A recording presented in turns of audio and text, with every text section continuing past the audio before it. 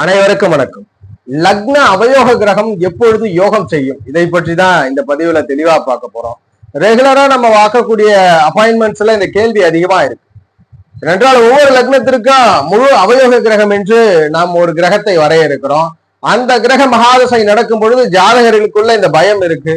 தான் சேர்த்து வைத்த கௌரவம், பெயர், புகழ், பொருளாதாரத்திற்கு ஏதேனும் இந்த தசையில பிரச்சனை வந்து விடுமா, அல்லது வாழ்க்கை பயணம் சுமூகமாக சென்று கொண்டிருக்கும் பொழுது இந்த மகாதசையினால் பெரும் பின்னடைவை சந்திக்க நேரிடுமான்ற பயம் ஜாதகர்களுக்கு வருது. அதன் அடிப்படையில கேள்விகள் அதிகமா இருந்தது. அதற்காக தான் இந்த தெளிவு பதில். எப்பொழுது லக்ன முழு அவயோகருடைய தசை யோக தசையாக செயல்படுன்றத இந்த பதிவுல தெளிவா பார்த்தலாம்.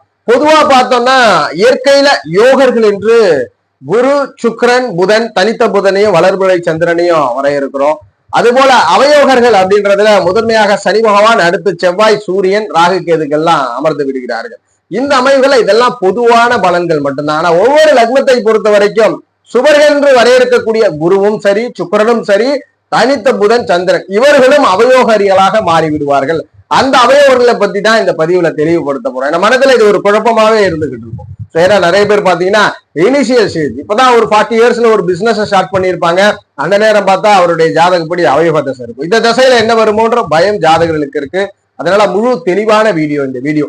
இந்த நிலையில நாம் சொல்லக்கூடிய கிரக இணைவு தொடர்புல இருந்துச்சுன்னா நீங்க கண்டிப்பா உங்க லக்ன அவயோகத்தை பத்தி கவலையே பட வேண்டாம். அவர் உங்களுக்கு யோகம் மட்டும்தான் செஞ்சாகணும், அவயோகத்தை செய்யவே மாட்டார் அப்படின்றத உறுதியாக இந்த பதிவின் மூலியமாக வெளிப்படுத்திடலாம். ஒவ்வொரு லக்னத்திற்கும் பொதுவான யார் அந்த ஒற்றை அவயோகர்ன்றதை பார்த்துடலாம். பார்த்து விட்டு அவர் எப்பொழுது யோகம் செய்வார் என்றதை பார்த்துடலாம். நீங்கள் மேஷ லக்னத்துல ஜனனிச்சிருக்கிறீங்கன்னா உங்களுக்கு முழு அவயோகத்தை புதன் பெறுகிறார். ரிஷப லக்னத்துல பிறந்திருக்கிறீங்கன்னா முழு அவயோகத்தை குரு பெறுகிறார். அதாவது 8ஆம் இடம் லாபாதிபத்தியத்தை பெற்ற குரு அவயோகர். மிதுனத்திலே ஜனனிச்சிருக்கிறீங்கன்னா 6 மற்றும் லாபாதிபத்தியத்தை பெற்ற செவ்வாய் அவயோகம். கடகத்திலே ஜனனிச்சிருக்கிறீங்கன்னா சனி பகவான் முழு அவயோகர். அதாவது 7, 8க்கு அதிபதியான சனி பகவான் முழு அவயோகர். சிம்மத்திலே ஜனனிச்சிருக்கிறீங்கன்னா 6, 7க்கு அதிபதியான சனி பகவான் முழு அவயோகர். கன்னியில் ஜனனிச்சிருக்கிறீங்கன்னா 3, 8க்கு அதிபதி செவ்வாய் முழு அவயோகர். துலாம் லக்னத்திலே ஜனனிச்சிருக்கிறீங்கன்னா உங்களுக்கு முழு அவயோகராக குரு வந்து விடுவார். 3ஆம் இடம் மற்றும் 6ஆம் இடத்திற்கு அதிபதியான குரு முழு அவயோகர். விருச்சக லக்னத்துல ஜனனிச்சிருக்கிறீங்கன்னா 8, 11க்கு அதிபதியான புதன் அவயோகராக வந்து விடுவார். தனுஷு லக்னத்திலே ஜனனிச்சிருக்கிறீங்கன்னா 6ஆம் இடம் என்ற ருணரோகத்திற்கும் லாபாதிபத்தியத்திற்கும் ஆதிபத்தியம் பெற்ற சுக்கிரன் அவயோகராக வந்துடுவார். மகரத்தில் ஜனனிச்சிருக்கிறீங்கன்னா சூரிய பகவான் முழு அவயோகராக வந்து விடுவார். கும்பத்தில் ஜனனிச்சிருக்கிறீங்கன்னா முழு அவயோகராக சந்திர பகவான் வந்து விடுவார். அதுபோல மீனத்தில் ஜனனித்தவர்களுக்கு 3, 8க்கு அதிபதியான சுக்கிரன் முழு அவயோகரா வருவார். இப்ப நாம சொன்ன கிரகம் தான் ஒவ்வொரு லக்னத்திற்கும் அவயோக கிரகம். மேஷ லக்னத்துல பிறந்த ஒருத்தர் பாத்தீங்கன்னா புதன் தசை அவருடைய நட்சத்திரங்களின் அடிப்படையில தான் தசை தீர்மானிக்கப்படும். மேஷ லக்னத்துல ஜனனிச்சிருக்கிறார், அவர் பிறந்தது ஒரு சனி மகா தசையில பிறந்திருக்கிறாருன்னா அடுத்த தசையே புதன் தசை தான். அதுபோல அவர் குரு தசையில பிறந்திருக்கிறாருன்னா ஒரு மத்தியம வயதுல புதன் தசை வந்துதான் ஆகும். அப்ப வரும்பொழுது ஜாதகருக்கு தொழில் இதெல்லாம் பயம் இருக்கும். அந்த வகையில ஒவ்வொரு லக்னமா பார்த்திடலாம். மேஷ லக்னத்தில் நீங்கள் ஜனனிச்சிருக்கிறீங்க, விருச்சகம் ரெண்டுக்குமே பார்த்தலாம். ரெண்டுக்குமே சிமிலரா ஒரே அவயோகம் தான். மேஷம், விருச்சகம் இந்த 2 லக்னத்தில் பிறந்தவர்களுக்கு புதன் முழு அவயோகம். இப்ப புதன் தசை நடப்பில் வரப்போகுது. ஜாதகர்களுக்கெல்லாம் பலன் யோகமா இருக்குமான்ற பயம் வேண்டும். எப்பொழுதுமே அவயோகி தனித்து ஸ்தான பலத்தை பெற்றால் முழு அவயோகங்களை செய்து விடுவார். அதுல மாற்றமே கிடையாது. முழு அவயோகத்தை தனித்து ஆட்சியோ உச்சமோ பெற்று, அதாவது அவர் மிதுனத்துல இருக்கிறார், கன்னியில இருக்கிறார், அவருக்கு மூலத்திரியோட வீடும் அதான் புதனுடைய கன்னிமனை தான் வந்துருது. அந்த வகையில புதன் அங்கு அமர்ந்து அல்லது அவர் அந்த நிலையில ஒரு உதாரணத்திற்கு மிதுனத்துல இருக்கிறார், அல்லது நீசபங்கமும் பெறக்கூடாது. நீசபங்கம் என்பது மீனத்தில் அவர் நீசம் பெற்று குருவோட பரிவர்த்தனை பெறுவதோ அல்லது அவர் நீசம் பெற்று குரு ஸ்தான பலத்தை பெறுவதும் பெறக்கூடாது. அப்ப தனித்து வலுப்பெறக்கூடாது. மேஷ விருச்சகத்தில் பிறந்தோ தனித்து வலுப்பெறக்கூடாது. இதே அமைவுகள்ல புதனோடு சூரியன் அஸ்தங்கம் செய்கிறார். மேஷத்தில் பிறந்தவர்களுக்கு புதனை சூரியன் அஸ்தங்கம் செய்கிறார் அல்லது குருவோடு இணைகிறார், குருவுக்கு ஸ்தான பலம் நிகழணும். உதாரணத்திற்கு கடகமனையில குரு உச்சம், அங்க புதன் இருக்கிறார், பிரச்சனையே இல்லை. மிதுனமனையில புதன் இருக்கிறார், அந்த மிதுனத்துல சூரியனோட தொடர்பு கூறார், தனுசுல இருந்து குரு பார்த்துறார் அல்லது கும்பத்துல இருந்து குரு பார்த்துறார். இந்த மாதிரியான கிரக தொடர்புகள்ல புதனுக்கு வலு கிடைத்தாலும் அங்கு லக்னத்திற்கு யோகரான 2 முக்கிய யோகரான சூரியனும் குருவும் அந்த புதனை தொடர்பு கொள்ளணும். இது எங்க வேணாலும் நிகழலாம். இந்த காம்பினேஷன்ல புதன் அவயோகர் ஆயிடுறார். ஏன்னா நிறைய பேருக்கு தொடர்பு கொள்ள முடியாது. சூரியனும் புதன் இருக்கிறார்கள். ஒரு சாதாரண ஆட்சி உச்சம் இல்லாத வீடுகள்ல புதன் இருந்து தசை நடத்துறாருன்னா பிரச்சனையே இல்லை, கவலைய வேண்டாம். இந்த தசை யோக தசை. புதனோடு ஸ்தான வலுவை பரிமாறிக்கொள்ளக்கூடிய கிரகம் கண்டிப்பா யோகரா இருக்கணும். அதாவது சூரியன் குருவா இருக்கும். இந்நிலை இருக்கும் பொழுது உங்கள் ஜாதகப்படி புதன் தசையை நினைச்சு நீங்க கவலையப்பட வேண்டாம். மேஷத்துல பிறந்திருக்கிறீங்களா, விருச்சகத்துல, 2 லக்னக்காரர்களும் புதன் தசைக்கு பயம் வேண்டாம். புதன் தனித்து மட்டும் வலுவரக்கூடாது. புதனோடு சூரியரோ குருவோ இருந்துட்டாருன்னா கண்டிப்பா யோகம் உண்டு. ஆனா அதுல ஒரு சின்ன பின்றாம், ஆதிபத்தியத்தை புதன் தான் செய்யணும். அப்ப ஆதிபத்திய பலனை மேக்சிமம் மேஷ விருச்சகத்திற்கு தொலைதூர கான்டாக்ட், தொலைதூர அமைவுகள்ல ஆதாயம் பண்ற புதன் தசை நடக்குதுன்னா பூர்வீகம் இல்லாத வெளியிடங்களிலும் நிறைய ஒரு ஆப்பர்ச்சுனிட்டியை கொடுக்கிறார். இதுல சூரியன் ஸ்தான வலுவரா இருந்தாலும் பூர்வீகத்திலே இருக்கிறீங்க, கொஞ்சம் பினான்சியலா கொஞ்சம் கடன் போன்ற அமைவுகள் அவ்வப்போது வாங்கக்கூடிய ஒரு நிலைப்பாடை கொடுப்பார். ஆனால் அதெல்லாம் கட்டுப்பாட்டுக்குள்ள, ஏன்னா குருவுடைய கடாட்சம் இருக்கும் பொழுது. இதுதான் விதி. மேஷ லக்னம் விருச்சக லக்னத்திற்கு புதன் யோகம் செய்ய, சூரியன் குரு இந்த காம்பினேஷன்ல கண்டிப்பா வலுவா இருக்கணும். இதுல இன்னொரு இனிஷியல், இப்ப விருச்சக லக்னமா எடுத்துக்கிட்டீங்கன்னா அதுல மாறுபட்ட அமைவுகள்ல புதனுக்கு சந்திரன் அவயோக நிலையை பெற்றாலும் கூட சந்திர தொடர்பு விருச்சக லக்னத்திற்கு மட்டும் யோக அமைவுகளை கொடுக்கும்ன்றத உறுதிப்படுத்துறோம். நீங்க ரிஷப லக்னத்துல பிறந்திருக்கிறீங்க, முழு அவயோகர் என்ற அமைவுகளை குரு பெறுகிறார். இந்த குருவோடு சனி பகவான் இணைந்து ஸ்தான பலம் பெறுவது அல்லது புதன் இணைந்து ஸ்தான பலத்தை பெறுவது, அதாவது குருவோட சனியோ புதனோ தொடர்பு கொண்டிருக்கிறாங்கன்னா நீங்கள் ரிஷபத்தில் பிறந்தவங்க குருதசை நினைச்சு பயப்படவே வேண்டாம். குருதசை பலன்கள்லாம் தூரதேசம், தூர இடங்கள், வெளியூர், தூரதேசம், வெளிமாநிலங்கள்ல பயணப்படுத்தி கொடுப்பார். கௌரவமான வாழ்க்கையை கொடுத்துருவார். தனித்து குரு அழுக்க கூடாது. தனித்து குரு அழுத்தாத்தான் ஜாதகருக்கு பிரச்சனை. குருவோடு சனி பார்வை பெறுவது, சனி இணைவு பெறுவது, புதன் பார்வை பெறுவது, புதன் இணைவு பெறுவது யோகம் ரிஷப லக்னத்துல. யாரெல்லாம் ரிஷபத்தில் பிறந்து குருதசை வரதுன்னு பயம் கொண்டீங்களோ இந்த காம்பினேஷன் தான் நீங்க பயமே வேண்டாம். அல்லது குரு ஸ்தான பலத்தை இழந்து விட்டார், நீசம் பெற்ற நிலையில இருக்கிறார் மகரத்துல, அல்லது அவர் பகைப்பற்ற நிலையில ரிஷபத்திலே இருக்கட்டும், அல்லது 6ஆம் இடமான ரோகபாவத்துல இருக்கட்டும், எதுவாயினும் அந்த 6ஆம் இடத்துல குரு அமர்ந்து அந்த குருவுக்கு சுக்கிர புதன் தொடர்பெல்லாம் கிடைச்சிச்சுன்னா மிக அருமையான யோக தசை, மிக அருமையான யோக தசையாக அமைந்துடும். உதாரணத்துக்கு ரிஷபத்துல பிறந்திருக்கீங்க, லாபத்துல குரு கூட ஆட்சி பெறட்டும், உச்ச புதன் பார்த்து விட்டார் என்றால் பலன் மாறிடும். அல்லது அங்கே குரு சனி தொடர்பு கொண்டு புதன் பார்த்துறாருன்னா பலன் மாறிடும். நீங்க பயப்படவே வேண்டாம். ரிஷப லக்னத்துல பிறந்தவங்களுக்கு குருதசை யோகம் செஞ்சுதான் ஆகணும், வேற வழி கிடையாது. மிதுனத்துல ஜனனிச்சிருக்கிறீங்க, அவயோக கிரகம் செவ்வாய் பகவான், 6ஆம் இடம் மற்றும் லாபத்திற்கு ஆதிபத்திய செவ்வாய். இந்த செவ்வாயோடு சுக்கிரன் ஸ்தான பலத்தை பகிர்ந்து கொள்ள வேண்டும். ஸ்தான பலம்னா வேற எதுவும் இல்ல, செவ்வாய் விருச்சகத்திலே இருக்கட்டும், அதுல எந்த குற்றமும் இல்ல. நேரடியாக ரிஷபத்திலிருந்து சுக்கிரன் பார்க்க வேண்டும். சுக்கிரனுடைய தொடர்பை பார்த்து அந்த இடத்துல சனி செவ்வாய் காம்பினேஷன் இங்க யோகம், சனி செவ்வாய் காம்பினேஷன் இங்கு யோகமாக செயல்பட்டுரும். அல்லது செவ்வாயோட குரு தொடர்பு கொள்றது நல்ல விஷயம் தான். பார்ட்னர் வந்த பிறகு வாழ்க்கை நல்ல மாறுதலை கண்டிக்கும். அப்ப தனித்து செவ்வாய் இல்லாமல் செவ்வாயோடு சுக்கிர சனி தொடர்புகள்லாம் ஏற்படுதுன்னா கண்டிப்பாக இந்த மிதுனத்திற்கு செவ்வாய் தசை யோகம் தான். செவ்வாய் தசை யோக பலனை செய்து விட்டு செல்லும். தனித்து வலுத்தா மட்டும்தான் செவ்வாய் தசை அவயோகம், லக்னத்திற்கு அவயோக நிலையில கொடுத்துரும். அதுபோல நீங்கள் பிறந்தது கடக லக்னத்துல பிறந்திருக்கிறீங்க, சனி பகவான் முழு அவயோகம். ரொம்ப முக்கியமான விஷயம், கடக லக்னத்துல பிறந்தவங்களுக்கு 19 வருடம் சனி தசை. 19 வருடம் வாழ்க்கையில ஒரு பதட்டம் இருந்துகிட்டே இருக்கும். புரியுதா? அது இந்த ஜோதிடத்துல ஆர்வம் இருக்கிறவங்க, ஜோதிட பார்க்க தெரிஞ்சவங்க, இந்த கடினமான கஷ்ட காலத்துல தானே ஜோசியை பார்க்க போறாங்க. அப்படி இருக்கும் பொழுது அந்த ஜாதகர்கள்லாம் பயம் வந்துடும் கடக லக்னம். ஏன்னா என்ன நடக்குமோ, ஏன்னா குருதசை முடிஞ்சதுமே சனி தசை வரப்போகுது. இப்பதான் லக்ன யோக தசை, அந்த யோக தசையே நல்லது பண்ணல. நிறைய பேருக்கு குரு அவயோக நிலையில அமர்ந்திருப்பார். சனி தசை என்ன பண்ணுன்ற பயம் இருக்கும். இந்த சனி தசையை நினைத்து பயம் எப்ப வேண்டாம், சனி பகவான் எப்பொழுது செவ்வாயோடு ஸ்தான பலத்தை பகிர்ந்து கொள்கிறாரோ, அதாவது செவ்வாயோடு இணைந்து தொடர்பு கொள்கிறார். இந்த சனி செவ்வாய் காம்பினேஷன் சில லக்னத்திற்கு யோகம், அதை கூட நம்ம இன்னொரு வீடியோல பதிவு பண்ணலாம்.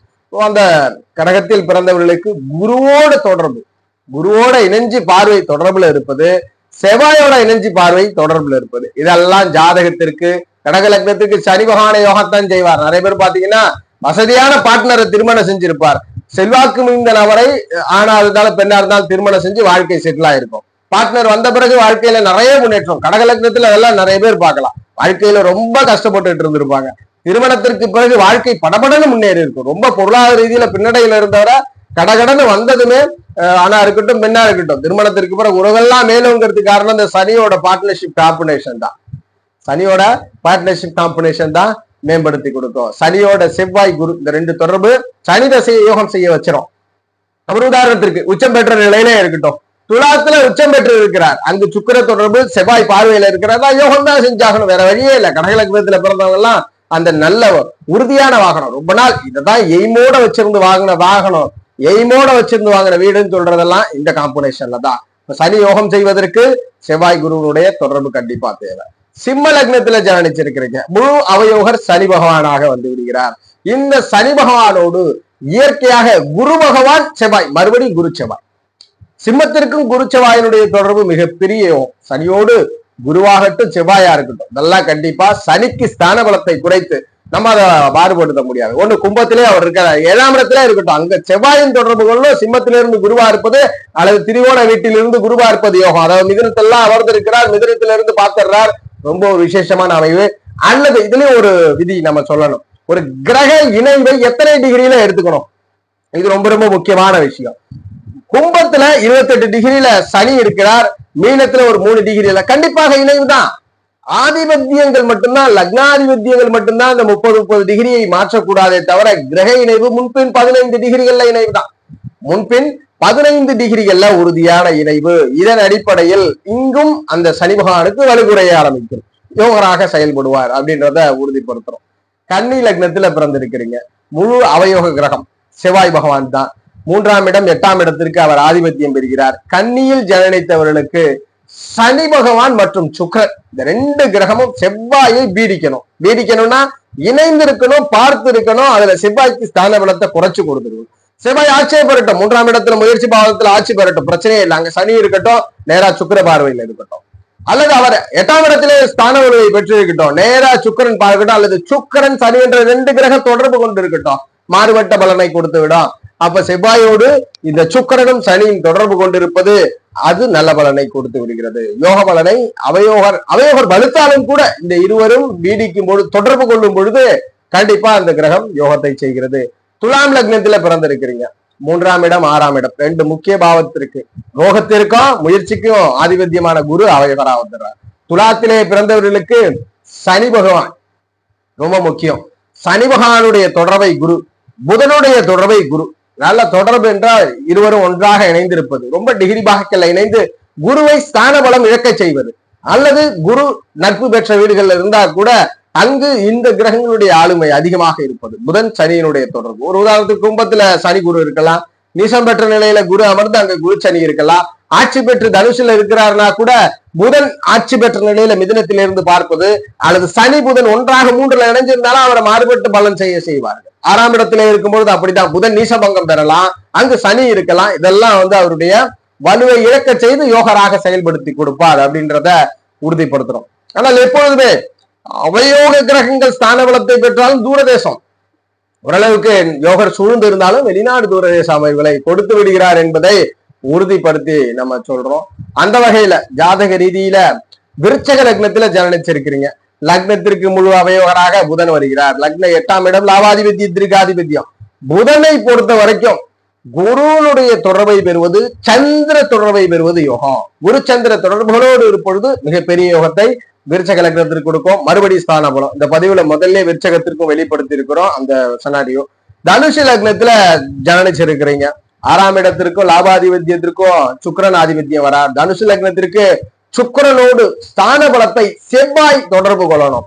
செவ்வாய் தொடர்பு கொள்ளும் பொழுது மிகப்பெரிய யோகத்தை கொடுக்கிறது. அடுத்தபடியாக சூரியனோடு அஸ்தங்கம் செய்யும் பொழுது, சூரியன் அஸ்தங்கம் செஞ்சுட்டா சுக்கிரனை, தனுசு லக்னத்துல பிறந்திருக்கிறீங்க, பயமே வேண்டாம், சுக்கிர தசை யோக தசை தான், சுக்கிர தசையில யோக தசை தான். செவ்வாயோடு இணைவு பெற்றிருக்கிறார். சுக்கிரன் ஆட்சி பெறட்டும், துலாத்தில் ஆட்சி பெறட்டும், செவ்வாய் மேஷத்திலிருந்து பார்ப்பது, அல்லது அவர் ஓரளவுக்கு மேல இணைந்து இருப்பது, நேரடியான பார்வையும் நேரடியான இணைவும் தான் முதல் தர விஷயம். அதன் பிறகுதான் இந்த ஸ்பெஷல் பார்வைலாம், 4, 8ஆம் பார்வைலாம் அதுக்கப்புறம் தான். அந்த வகையில துலாத்திலே ஒன்னா இணைஞ்சிருப்பது, ரிஷபத்துல அவர் ஆட்சி பெற்றிருந்தாலும் நேரடியா ரிஷபத்திலே ஒன்றாக இணைவது, சூரியன் அஸ்தங்கம் செய்வது, இந்த காம்பினேஷன்லாம் இருக்குன்னா நீங்க பயமே வேண்டாம். தனுசு லக்னத்துல பிறந்தவங்க சுக்கிரதசையை நினைச்சு பயம் கொள்ளவே வேண்டாம். யோகம் தான் செய்யும், வேற வழியே இல்லை. ஆனா என்ன பண்ணுவார், யோகர்கள் அவயோகர்கள் எப்பொழுதுமே யோகத்தை எப்படி செய்வாங்கன்னா பெரும்பாலும் மெஜாரிட்டியா 80% வெளிநாட்டு வாழ்க்கை தான், அல்லது வேறு மாநில வாழ்க்கை தான். அங்கு உங்களை கௌரவமா வாழ செய்வார். அதனால பூர்வீகத்தை கெடுத்துருவாரா, கெடுக்க மாட்டார்.